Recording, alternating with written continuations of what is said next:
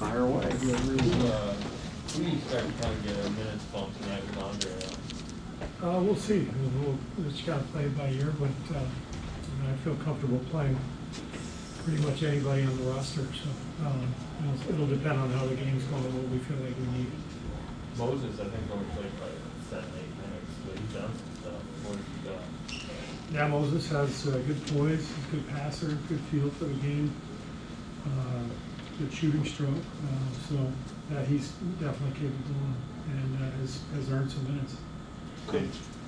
How would you characterize the way Belly's fit in with you guys so far? It's been a perfect fit, just the way we play with his passing ability.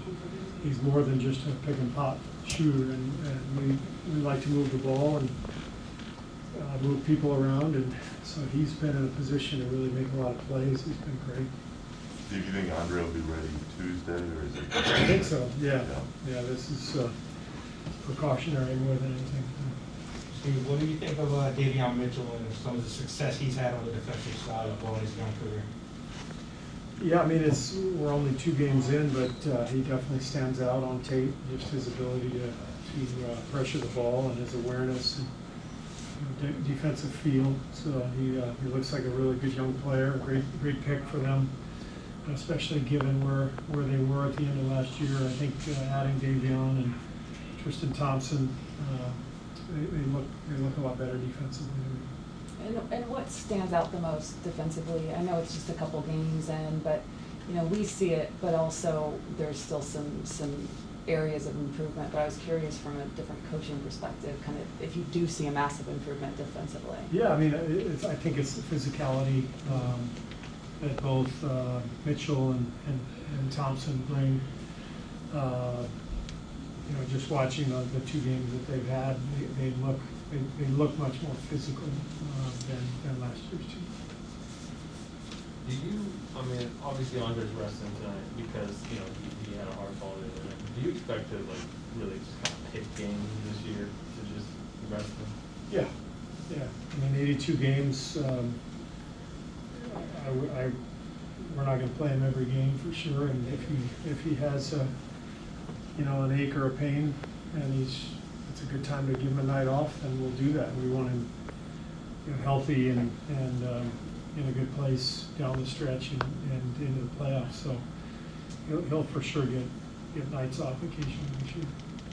Is that something where you kind of plan for back-to-backs, or is it more what you're talking about where you're listening to him and talking to Rick and kind of as it goes, you guys We'll try to plan it as best we can, but some things you can't plan for. So it's just kind of checking in every day with those guys and seeing where it all goes.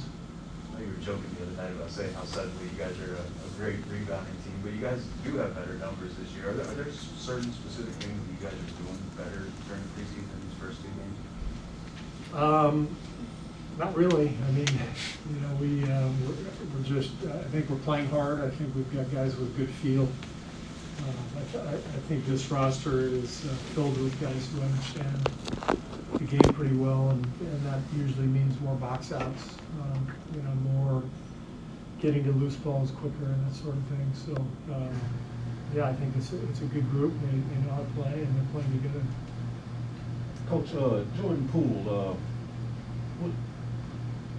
what's your thoughts, approaching the season, having a slow start, does it seem like he's catching on right now with his game, playing in this league? Yeah, he really got going last year at the end of the season, and he's had a great training camp and a good start to the year. So he's a big part of our current team, big part of our future too. So he's earned it.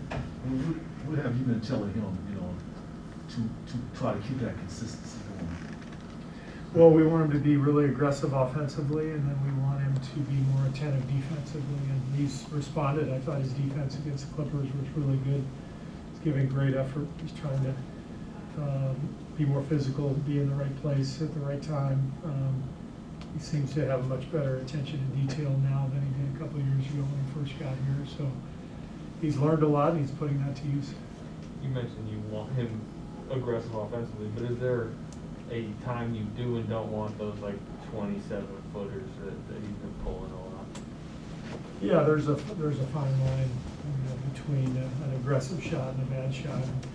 I'm not a coach that likes to question a lot of shots that our guys take, so it's more over time, really just feeling what's a good one, what's a bad one. And so, you know, once in a while, I'll pull them aside and show them, or maybe even in front of the group, you know, that maybe we can get a better shot here or there, but we don't want to take away from his aggressiveness, and that's a really good deal, and that's one of the reasons he's been good, is that he's been very aggressive. So we're just trying to find that balance, but for the most part, you know, he's been great with that.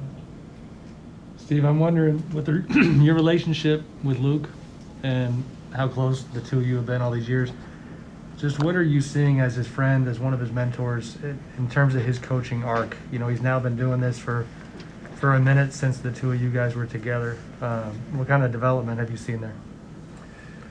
Well, Luke has always been really smart, a great communicator, a great team player. You know, you want to be on the staff with him because he's just, you know, he's so giving and doesn't care about the credit. He just wants to be part of a good group. And, you know, I think this is obviously a big year for him. He knows that.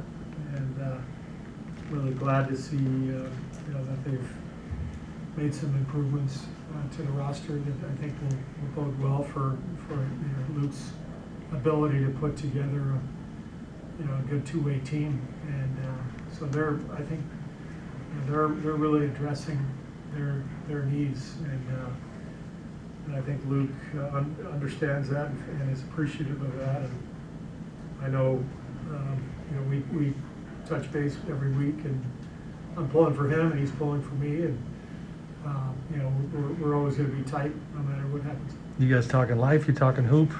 Both. Yeah. Yeah. Thanks. Steve, on that same topic, does it, you know, Luke's had some challenging circumstances in LA and then here as well. As, you know, they were young in LA to begin with, and then things changed. What does it feel like? It's difficult to? I know it's not your job to evaluate him, but does it feel like it's in some ways difficult to evaluate the body of work? I think coaching in the NBA is very conditional. You know, you're really dependent on your players, your organization, your management. You have to have a lot of support, and it's very difficult in this league to find a spot like that. I was lucky enough to find this spot right away, you know, my first job. And that's very rare. Usually if you get a chance to coach in the NBA, it's because a team is bad. And then you're charged with, you know, trying to lift that team up and help them get better. That's not an easy position to be in. So we all kind of know what we're getting into. Some of us are luckier than others in terms of the jobs that we inherit. But you do the best you can. You try to figure out your surroundings and manage in different directions and forge relationships and help players develop. And if it's good enough, great. And if it's not, you got to move on and somebody else's turn. That's just the nature of the business. We saw some video clips yesterday of STEVE Kerr and Draymond Green, Andre, Klay joking around with the 77 jersey. How much fun has that been to have those four back together? We've seen the on the court stuff, but having together off the court. Yeah, we've got a great groove with our team. Those guys have known each other for so long. They share a lot of laughs, and I think that was Klay poking fun at himself. From what I gather, he had the jersey made, or maybe it was Eric Hausen, but I think they did it together. But yeah, that's humor is a huge part of this thing. It's a marathon, trying to get through the season, all the games, all the travel, and you have to have people around you who you really like to help get you through it. And we've got a group this year that really, I think, depends on one another, relies on one another, and those four in particular have been together for a long time, so a lot of familiarity. Anything on Zoom, so I think we're good. Cool, thank you, appreciate that.